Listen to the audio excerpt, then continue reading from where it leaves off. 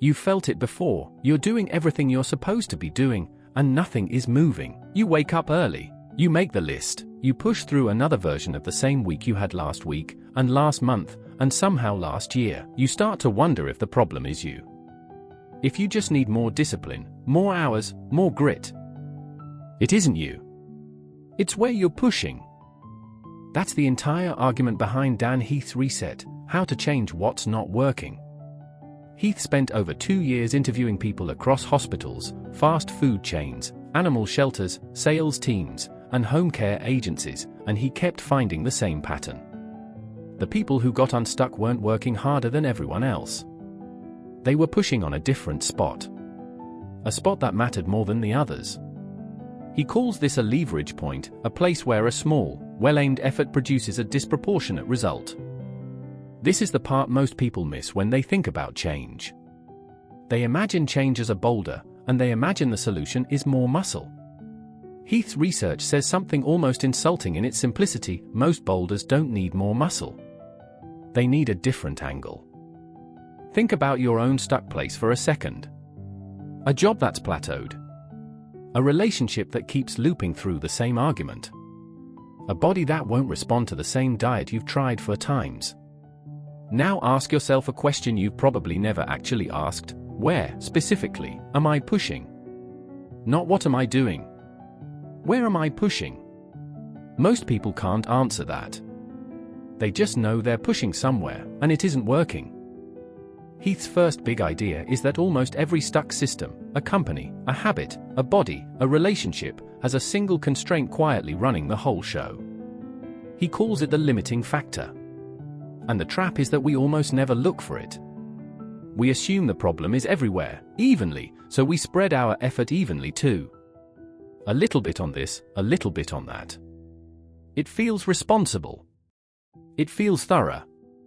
It is, according to Heath, almost always a waste. He illustrates this with something almost comically mundane: a fast food drive-thru.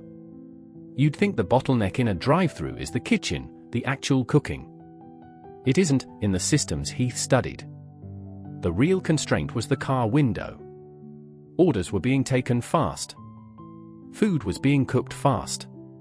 But cars were stacking up at the payment window because only one person could process a transaction at a time. Buying a faster fryer would have done nothing. The fryer wasn't the problem. The window was. This is the part you're meant to sit with. Whatever's stuck in your life right now, you've probably been improving the fryer. You've been getting better at things that were never the actual bottleneck. Maybe you've been reading more productivity books when your real constraint is that you're exhausted.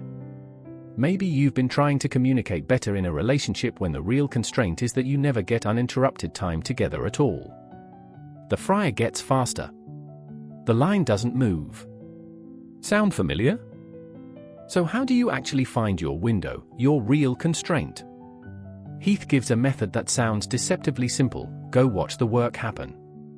Not the version of the work you imagine in your head when you're planning at your desk. The actual, messy version, observed directly. He calls this the illusion of explanatory depth, the idea that we think we understand our own systems because we've lived inside them, but most of us have never actually watched, start to finish, where the friction really lives. Try this with something in your life this week. Don't think about your morning routine. Watch it. Literally pay attention, in real time, to where the day gets derailed. You'll almost always find it isn't where you assumed. The second method Heath offers for finding leverage points is gentler, and honestly more hopeful: study your bright spots. Instead of staring at what's broken, look at the moments, even small, occasional ones, where things already worked. Heath tells the story of a sales team that kept trying to fix its weakest performers. Endless coaching, endless retraining, marginal results. Then someone asked a different question: what is our best rep doing differently? It turned out the answer was specific, repeatable, and almost nobody had bothered to study it before, because attention naturally flows toward the broken thing, not the working thing. This applies to you directly. If you've ever had a single good week with a habit, a single good month at work, a single stretch where a relationship felt easy, that's data. Most people discard it as luck. Heath would tell you to interrogate it instead. What was different? What conditions were present that aren't present now? The bright spot already proved the thing is possible. You don't need to invent a solution. You need to reverse engineer one that already happened. The most emotionally resonant version of this idea in the book comes from animal shelters. For decades, the assumption was that healthy stray cats should be brought into shelters, where they'd likely be euthanized due to overcrowding. A researcher named Hurley proposed something that sounded reckless to the field: stop bringing healthy strays in. Return them to where they were found. The instinct in the room was that this was giving up. The data said otherwise. In cities that tried it, shelter intake dropped by around 30%, not because fewer cats existed, but because the system's actual constraint, overcrowding driving disease and burnout, eased once it stopped being fed. The idea spread. It's now credited with saving millions of cats. Not through more effort. Through pushing the right point instead of the obvious one. Here's the third method, and it's the one most people skip because it requires a kind of honesty that's uncomfortable. Ask what your goal actually is, underneath the goal you think you have. Heath calls this the goal of the goal. A team chasing a sales number might actually be chasing customer retention, and the number is just a rough proxy for it, a proxy that can be hit while the real thing quietly fails. He pairs this with something called the miracle question, borrowed from therapy. If you woke up tomorrow and the problem were simply gone, what would be different? Not vague. Specific. What would you literally be doing differently at 9 a.m.? This question matters because most stuck people are optimizing for the wrong outcome without realizing it. You might think your goal is exercise more, but the goal of that goal might be feel less exhausted by 3 p.m. Those are different problems with different leverage points. One might be solved by a gym membership. The other might be solved by going to bed 40 minutes earlier.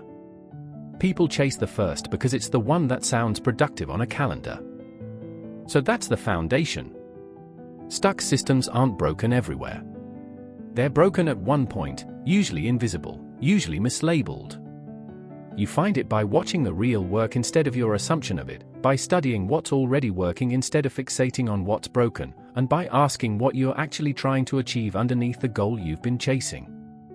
Once you've found that point, and only once you've found it, Heath says you're ready for the second half of the framework, deciding what to do about it. That's where this gets less philosophical and a lot more practical. You found your leverage point. Maybe it's a constraint you'd never noticed, a bright spot you'd been ignoring, or a goal underneath your goal. Now what? This is where Heath's framework turns from diagnosis to action, and it starts with an idea that sounds almost backwards: don't ease into change. Start with a burst. Most change efforts begin slowly, cautiously, with a pilot program or a soft commitment. Heath's research suggests this is often a mistake. A slow start lets old habits and old systems absorb the new effort without actually shifting anything. A burst is different. It's a short, intense, concentrated period of focused energy aimed directly at your leverage point, designed to create visible, undeniable progress fast. Heath points to a hospital mail room that had spent years averaging 3 days to deliver internal packages. Nobody believed that could change quickly. A focus team gave it 1 week of concentrated attention, redesigned the routing, and got same-day delivery. Not eventually. Immediately. The system wasn't actually that resistant to change. It had just never been pushed hard, all at once, in the right place. Why does this matter for you, specifically? Because you've probably tried the slow version. The I'll just start small version. And small, diffuse effort against a real constraint usually just gets absorbed by the system around it, the same way a small wave doesn't move a boulder. Heath's bet is that a short burst of real intensity, aimed precisely, beats months of half-hearted consistency aimed vaguely. This isn't permission to burn out. It's a window. 2 weeks of real focus on the actual bottleneck, not a lifetime of mild effort everywhere else. Once the burst is underway, Heath says the next move is to recycle waste. Before you ask people, or yourself, to do more, look honestly at what's being done that adds nothing. He organizes this with a framework called downtime, an acronym covering categories like waiting, overproduction, unnecessary motion, and excess processing. The idea is to look at your own routines the way an outsider would, asking which steps exist purely out of habit rather than necessity. Apply this to your own week. How much of what fills your days is genuinely necessary, and how much is just inherited motion, meetings that exist because they always have, tasks you do because you did them yesterday, scrolling that fills a gap rather than serving a purpose? Heath's point isn't moral. It's mechanical. Every hour spent on waste is an hour that isn't available for your leverage point. You don't need more hours in the day. You need fewer of the ones you already have going to nothing. This connects directly back to where we started. Remember the drive-thru, the fryer that didn't matter. Recycling waste is how you free up the resources to actually push on the window instead of the kitchen. It's not about being busier. It's about redirecting the busyness you already have. The next piece of the framework is about people, and it's arguably the most human part of the book. Tap into intrinsic motivation instead of trying to manufacture it from outside. Heath is skeptical of incentive systems built purely on external rewards, because they tend to work only as long as the reward is watched closely, and they often crowd out the motivation that was already there. Instead, he describes something he calls the genius swap. Two people each write down the tasks they secretly hate and the tasks they secretly love. When you compare lists across a team, or even across a household, you often find someone's dreaded task is someone else's natural strength. Redistributing work this way doesn't cost anything, and it taps energy that was already available, just misallocated. Think about where this shows up for you. Is there a task you avoid every single week that someone near you might actually enjoy? Is there something you're naturally good at that you've never offered, because nobody asked?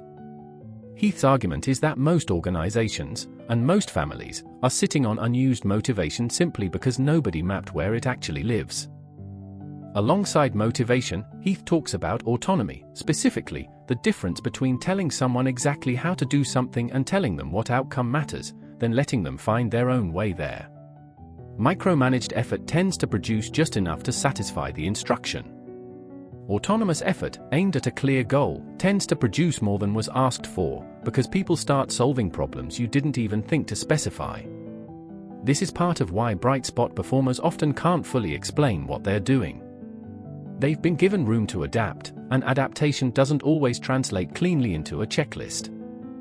The final piece of the puzzle is feedback. Heath emphasizes short, fast feedback loops over long evaluation cycles. A constraint that gets reassessed every 6 months can drift unnoticed for most of that time.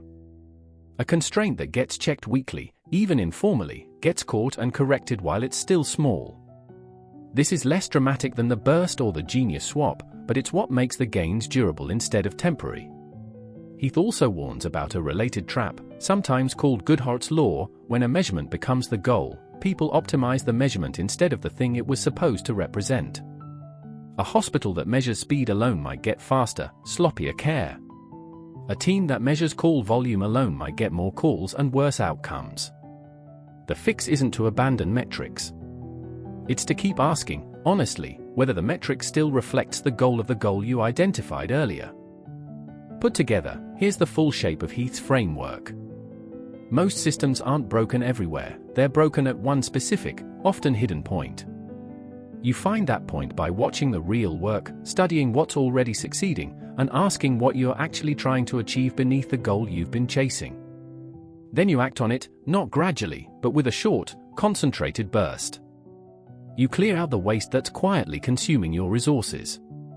You redirect people, including yourself, toward the work that already has natural energy behind it. And you check in often enough to catch drift before it becomes permanent. None of this requires more willpower than you already have. That's the part Heath keeps returning to, in hospital wards and drive-thrus and shelters and sales floors alike. The boulder was never actually that heavy. It was just being pushed from the wrong side. So go back to the thing you named at the start. The job, the relationship, the habit that wouldn't move no matter how hard you tried. It still isn't you. It's where you've been pushing. And now, for the first time, you actually know how to find out where that is.